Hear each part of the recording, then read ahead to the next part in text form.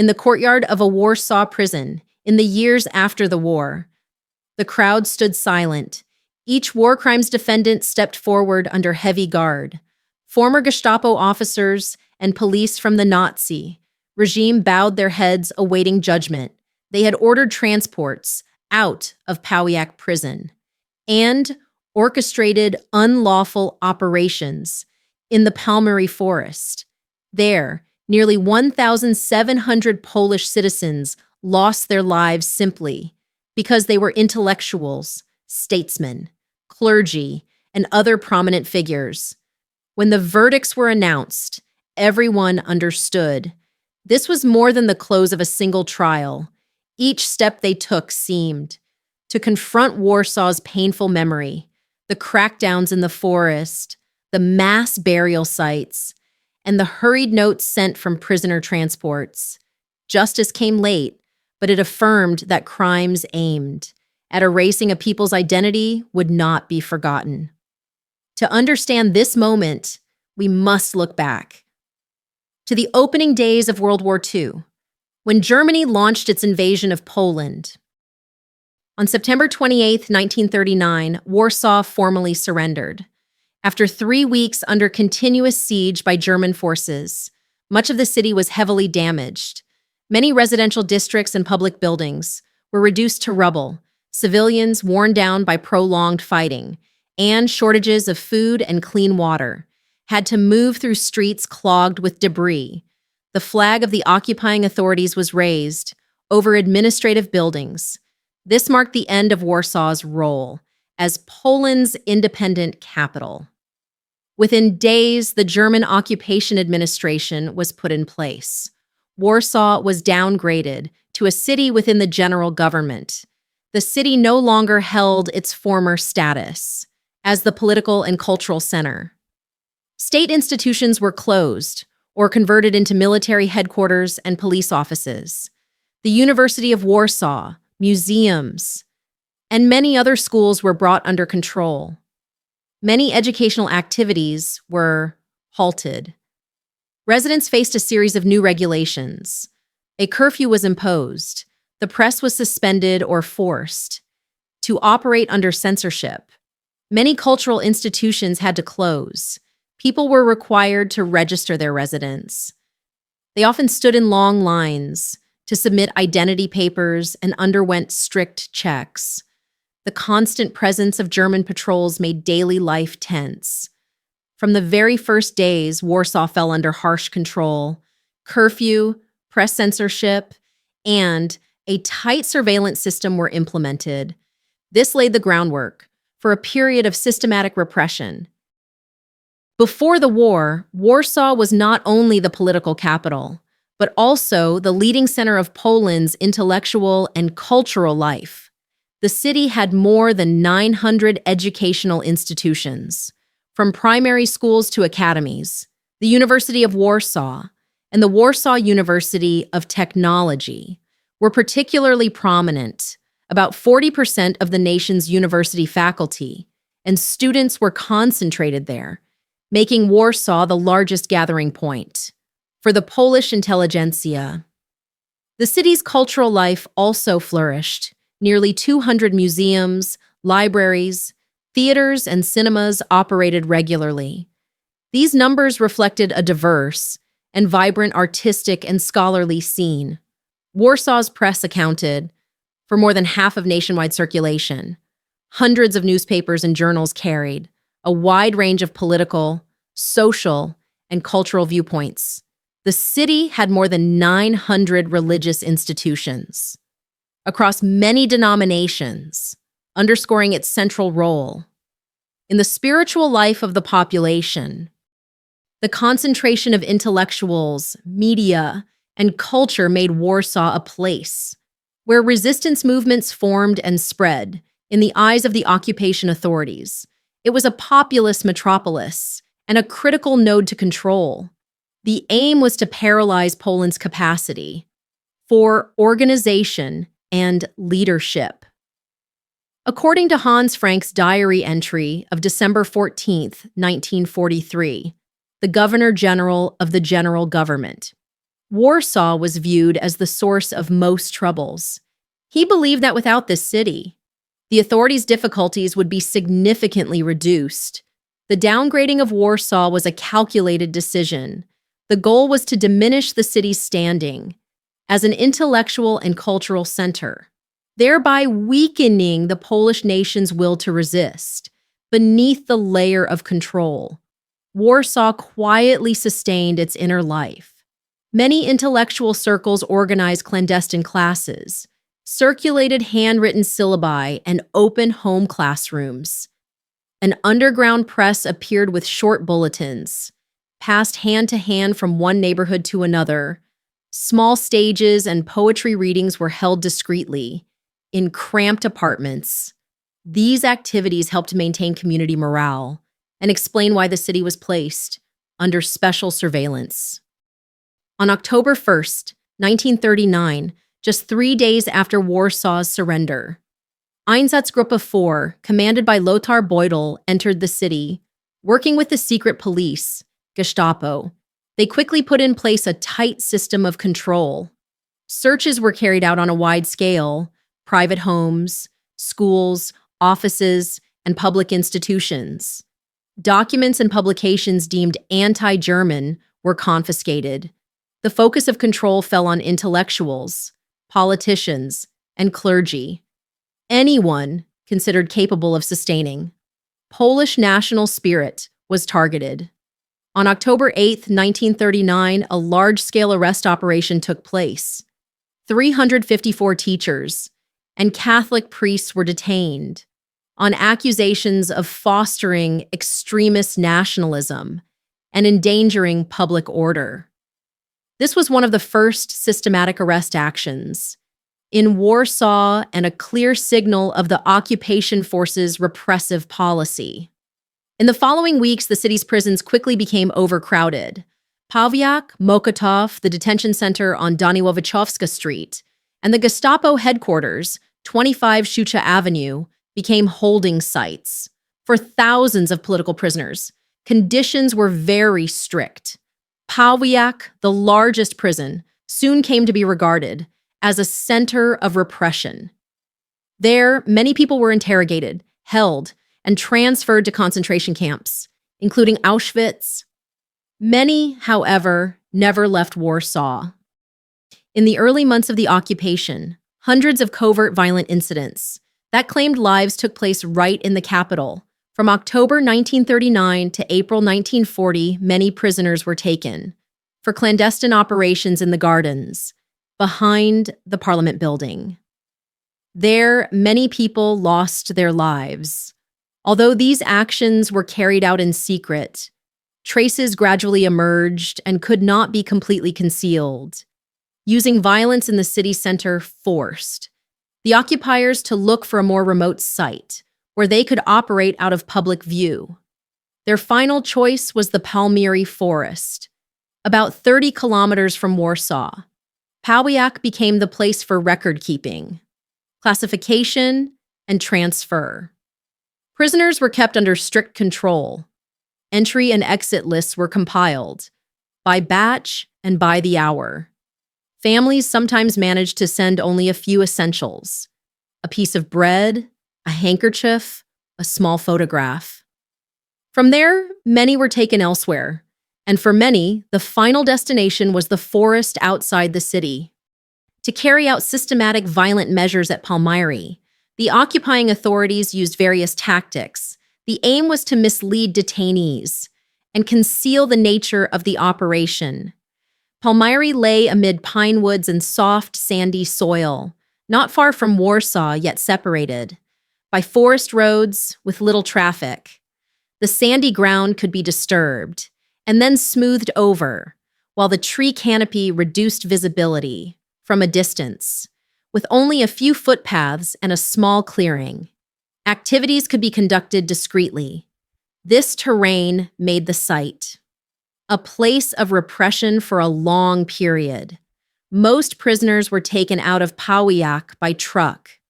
Official notices said they were being transferred elsewhere or to a camp. To reinforce the deception, many were allowed to bring personal belongings. In some cases, extra rations were issued or identity papers returned. These seemingly lenient gestures led most detainees to believe they were indeed being moved. In the early months, the tactic proved effective. Many did not realize what was about to happen until the convoy stopped in the middle of the Palmyra forest, according to testimonies and post-war evidence. Some prisoners gradually became suspicious. This grew more pronounced as news about Palmyra spread quietly in the city. In desperation, they tried to leave traces for their families. Some wrote a few hurried lines and hid them in a jacket pocket or dropped them from the vehicle along the route. During post-war recoveries, such scraps of paper were found. Their contents indicate that the writers understood the tragic outcome that awaited them at Palmyra. Upon arrival at the site, detainees had their belongings taken. Some still kept identity papers or a few small items. After the war, investigators found many identification documents, insignia, and even Red Cross identification cards. This indicates that medical personnel were among those who did not survive. Jewish detainees still wore the Star of David on their clothing. This shows that, even at the last moment, the occupiers tried to maintain the facade of routine administrative procedures. In reality, it was a systematic campaign of violence. The operations at Palmyra were tightly organized. Prisoners were often restrained. In some cases, they were blindfolded. They were brought to a prepared area. Many were killed by gunfire. Some post-war records note instances where burials were carried out without confirming a person's status. After each round, the ground was filled in and covered with moss and pine needles. Saplings were planted to conceal the site. Families often received false notifications stating that their relative had died of natural causes. The purpose was to hide the true scale of the crimes, despite careful efforts to cover it up. What happened at Palmyra could not be fully hidden. Many local residents, including forestry workers, saw convoys of prisoners entering the woods. They also heard the sound of gunfire. Notably, forester Adam Herbansky and his colleagues secretly marked the locations of mass burial sites. This information was passed to the Polish resistance, which covertly obtained some photographs taken by German soldiers at the scene and smuggled them abroad. Thanks to these efforts, post-war investigators had credible evidence. From there, the truth about what happened at Palmyra could be established. Over June 20th to 21st, 1940, the Palmyra forest saw a wave of violence. On an unprecedented scale, 3 convoys from Pawiak prison escorted 358 prisoners to prearranged mass burial sites. The objective was to cripple Poland's leadership and intelligentsia. Among the victims were many prominent figures: Maciej Rataj, twice Speaker of the Lower House; Janusz Kusaczynski, Olympic champion in the 10,000 meters, Los Angeles 1932; Halina Haroshevachova, one of the few women members of parliament, along with lawyers, journalists, writers, teachers, and business people. 82 were women, indicating the targets were chosen regardless of gender or position. Maciej Rataj had been a teacher before entering politics. He was known for his calm manner and conciliatory stance. Janusz Kusaczynski left the track to work in logistics. When the war broke out, his medal became a quiet source of pride for many families. Halina Yaroshevachova came to parliament from social activism. The image of a woman deputy in turbulent times had been a symbol of Polish women's resilience. This crackdown removed many key figures, leaving a major gap in political and cultural life. After June 1940, similar operations continued. In Piaśnica, Pomerania, tens of thousands did not survive repressive operations carried out in the forests.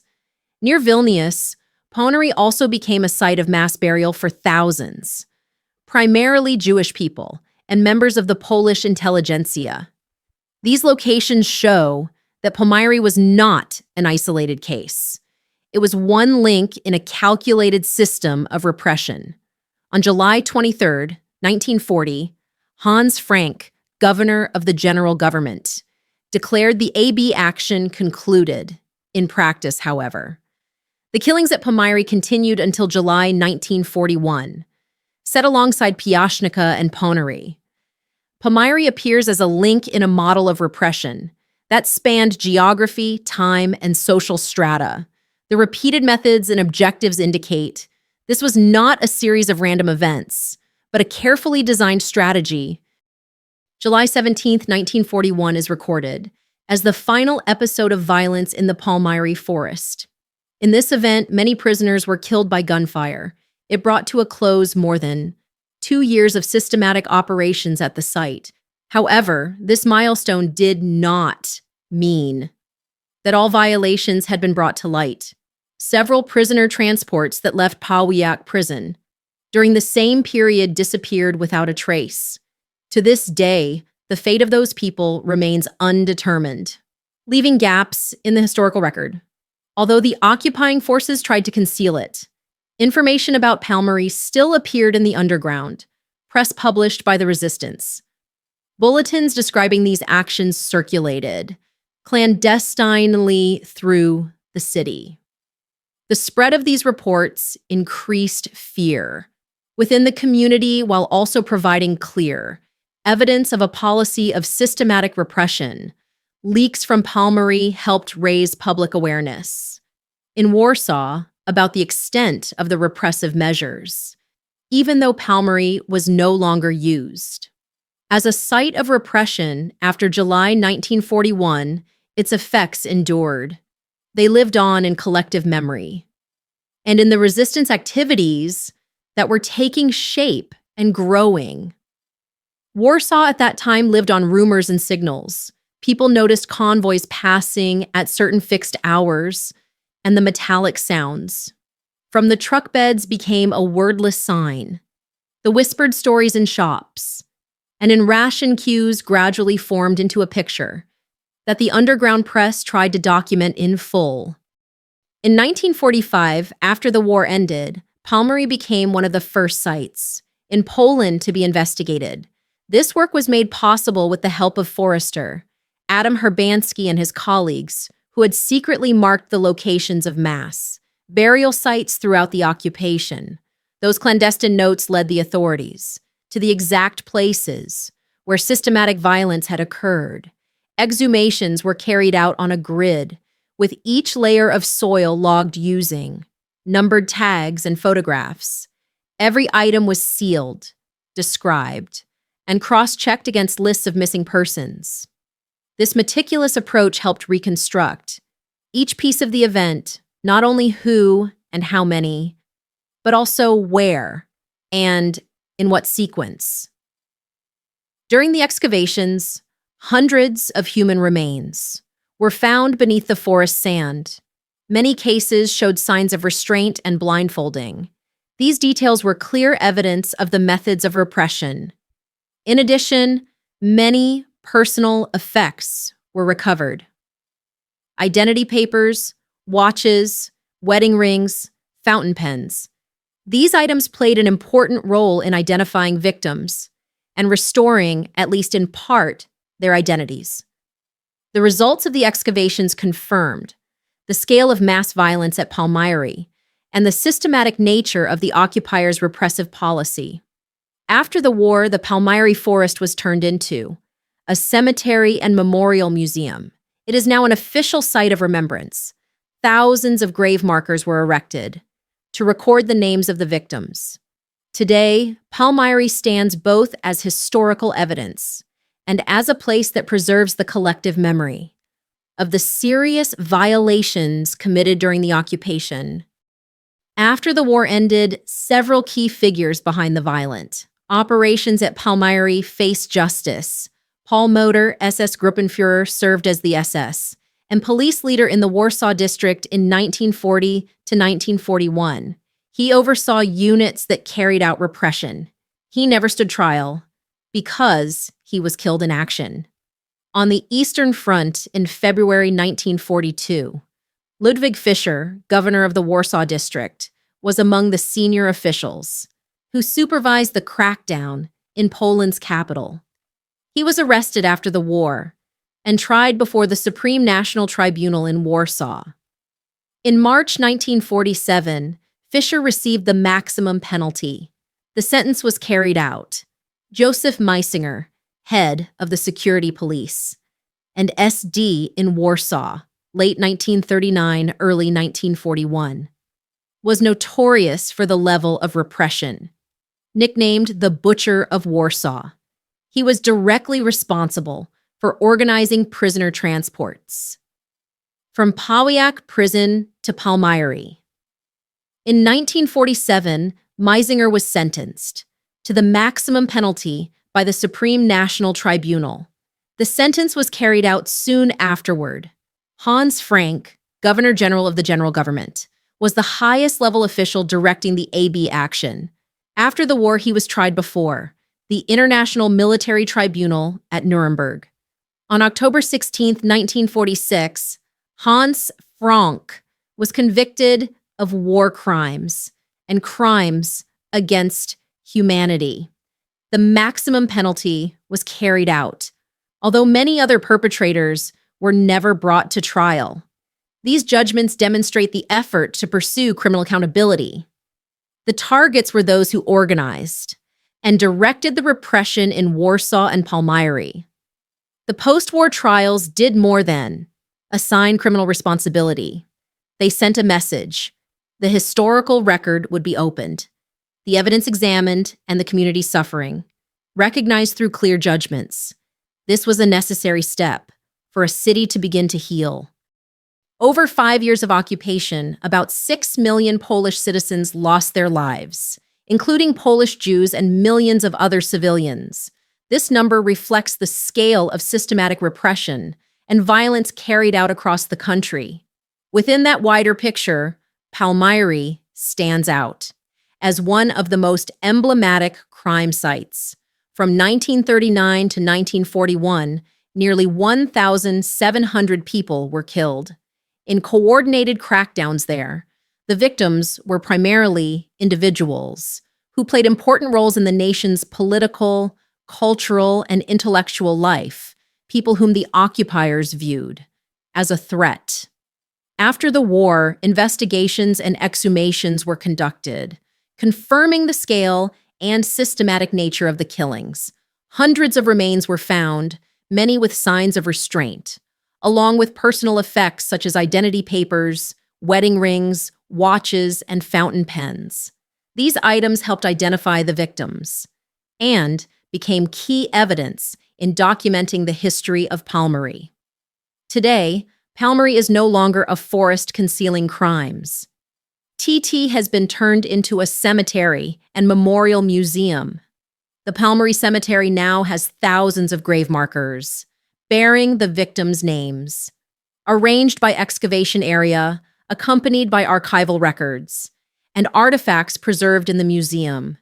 It is one of Poland's most important sites of remembrance, regularly visited by school groups, students and visitors from both Poland and abroad.